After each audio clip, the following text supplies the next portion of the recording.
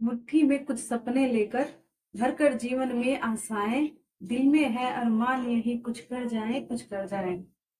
Hello, सुप्रभात। Welcome to all of you. मैं हूं निक्की और स्वागत करती हूं आपका अपने इस नए ब्लॉग में। मैं एक हाउस वाइफ हूं और मेरे दो बच्चे हैं।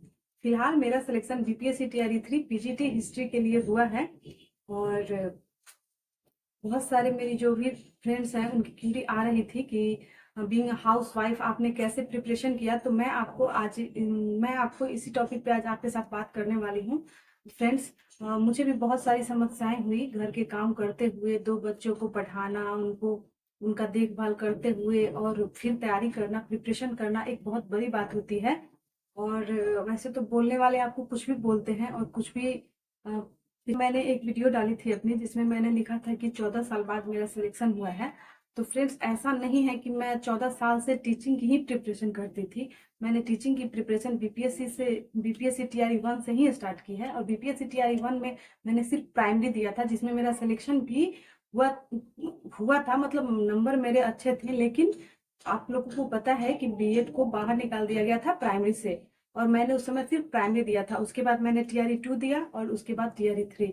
तो बहुत सारे ज्ञानी लोग मुझे ज्ञान देकर गए कि आप 14 साल में तो आईएएस बन सकती थी, या 14 साल से आप बस टीचर ही बन पाई। तो फिर ऐसे ये अपनी अपनी सोच है, और उससे कोई मुझे फर्क नहीं पड़ता है। और आपको भी, जो भी मेरे जैसी हाउस वाइफ हैं जो प्रिपरेशन कर रही हैं, वो आपको जो लोग आपके सामने कुछ भी बोले, आप जो भी निगेटिव माइंड्स के लोग हो ना, वह उससे तो बिल्कुल दूर रहिए और अपनी प्रिपरेशन एक पॉजिटिव एनर्जी के साथ कीजिए। क्योंकि मुझे भी भटकाने वाले बहुत लोग थे और बहुत लोग के ताने मैंने भी सुने हैं। पर मैं और मेरे हस्बैंड दोनों, मतलब मेरे हस्बैंड मुझे बहुत मोटिवेट करते थे, और मेरे बच्चे भी।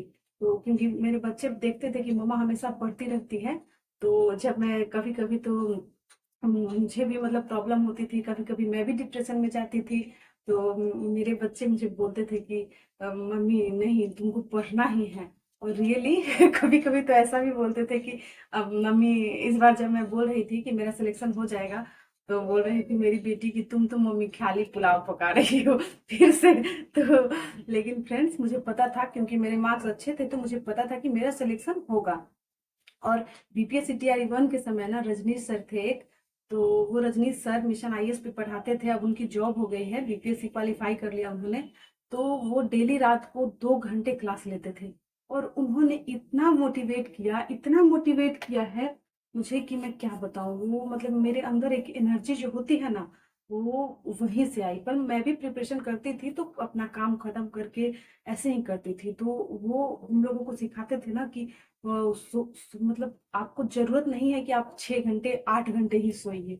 और आप 4 घंटे भी सो सकते हैं, 3 घंटे भी सो सकते हैं, लेकिन आपने जो टारगेट निश्चित किया है उसको जरूर पूरा कीजिए। और मैंने भी वही किया।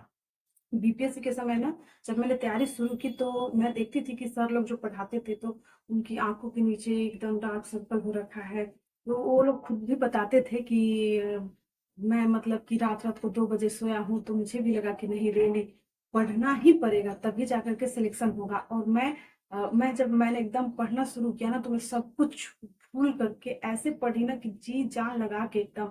और हस्बैंड भी बोलते थे ना कि हम हाउस वाइफ की एक ये टिपिकल टाइप की अंडरस्टैंडिंग होती है ना कि आपका घर साफ होना चाहिए, बर्तन धुले हुए होने चाहिए, ऐसा डब्बे साफ होने चाहिए, बेडशीट गंदा नहीं होना चाहिए। तो ये सब ना, अभी आपका जब तक एग्जाम है इसको तो मतलब देखिए ही मत आप। और मैंने भी यही किया। मतलब काम जो जरूरी है वही करना है। जितना खाना आपको जरूरत है बना दीजिए, बच्चों के लिए भी बना दीजिए। उसके बाद आप सिर्फ अपने प्रिपरेशन पे ध्यान दीजिए। तो मैंने भी देखा कि टीआरई 2 में जब सिलेक्शन नहीं हुआ, तो टीआरई 3 में तो मैं सब कुछ मतलब एकदम छोड़ दी थी, ध्यान ही नहीं देती थी कहाँ क्या। सुबह उठ के फटाफट सारे काम निपटा लेती थी, और उसके बाद मैं देखती ही नहीं थी कि कहाँ गंदा है कहाँ क्या है। फिर मैं सोचती थी कि जब तक मेरा टारगेट पूरा नहीं होगा ना, तब तक मतलब मैं अपने पढ़ाई पर से उठूंगी ही नहीं। तो आप लोगों को भी ऐसे ही पढ़ना है। व्हाट्सएप, फेसबुक, इंस्टा, ये सब कुछ छोड़ दीजिए। मैं कुछ नहीं देखती थी। मैं सिर्फ वाईटी पे जो चैनल्स मैं फॉलो करती थी, मैं आपको भी एक दिन बता दूंगी। तो वही चैनल्स के लिए, उसी चैनल्स के लिए मोबाइल देखती थी। या फिर मुझे कोई टॉपिक नहीं समझ में आया, तो जैसे कि मैंने फ्रेंच रिवॉल्यूशन एनसीईआरटी से पढ़ा, उसको मुझे और डीप में पढ़ना है, तो मैं वो टॉपिक सर्च कर लेती थी। और पढ़ लेती थी। भी आपको लगे ना कि मतलब आपका पढ़ाई डिस्टर्ब हो रहा है या फिर आप डिमोटिवेट हो रही हैं, तो आप मतलब बस भगवान से प्रार्थना कीजिए और मतलब अपने मंदिर जहाँ भी आपके भगवान हो, थोड़ा सा उनके सामने बैठ करके ना आप उनसे उनसे ही बातें कीजिए। और बाकी अदर मतलब जैसे कि अदर किसी से आपको अपने अंदर की फीलिंग, आपके हस्बैंड होंगे, आपकी बहन होगी, आप अपने मम्मी पापा के साथ शेयर कर सकते हैं। और उसके बाद आप चुपचाप से अपनी पढ़ाई में लग जाइए। फ्रेंड्स, मैंने मतलब कि मैं जब पढ़ती थी ना टीआरई 3 में, तो सबको पता था, मेरे घर पे मम्मी पापा जो भी भाई बहन थे ना, तो सब उसी टाइम पे कॉल करते थे। ऐसा उनको लगता था कि मैं या फिर मैं ही करती थी। जब मेरा पढ़ाई कंप्लीट हो जाता था, मैं खुद से अगर लगे कि हाँ अब थोड़ा सा ब्रेक चाहिए 5 मिनट का, तो उस ब्रेक में मैं अपने पेरेंट्स से बातें कर लेती थी। तो आपको अपना पूरा टाइम बीपीएससी टीआरई 4 के लिए ही देना है, क्योंकि ये लास्ट मौका है। इसके बाद आप ये मत सोचिए कि आपको दूसरा मौका मिलने वाला है। ये आप मतलब सबने देखो टीआरई 2 भी दिया, टीआरई 3 भी दिया और नहीं सिलेक्शन हुआ है, तो अभी आपके लिए ना ये टीआरई 4, इसमें कंपटीशन तो है ज्यादा थोड़ा सा, लेकिन आप अपने टॉपिक्स को इतने अच्छे से पढ़िए, अपने सब्जेक्ट को इतने अच्छे से पढ़िए कि आपको सोचने की जरूरत ना हो। और आपको टॉपर तो बनना नहीं है। आपको देखिए, मेरा ये सोच था कि मुझे एक सीट ही चाहिए, मुझे टॉपर नहीं बनना था, तो मैं अपने एक सीट के लिए ही पढ़ी और मैंने मेहनत किया। मेरा यूआर में सिलेक्शन भी हुआ। और अब जब भी पढ़िए तो अपने साथ एक पॉजिटिव मतलब थॉट जरूर रखिए कि इस बार आपका सिलेक्शन हो रहा है।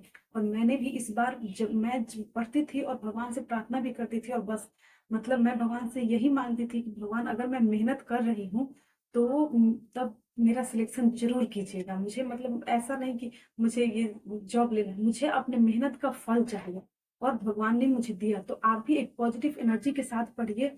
और ऐसा नहीं कि आप मोटिवेशन के चक्कर में पूरे दिन मोबाइल लेकर के स्क्रॉल करते रहिए। तो अगर ये सब आदतें रहेंगी ना, तो फिर 2 क्वेश्चन से 3 नंबर से 2 नंबर से आप रह जाएंगे।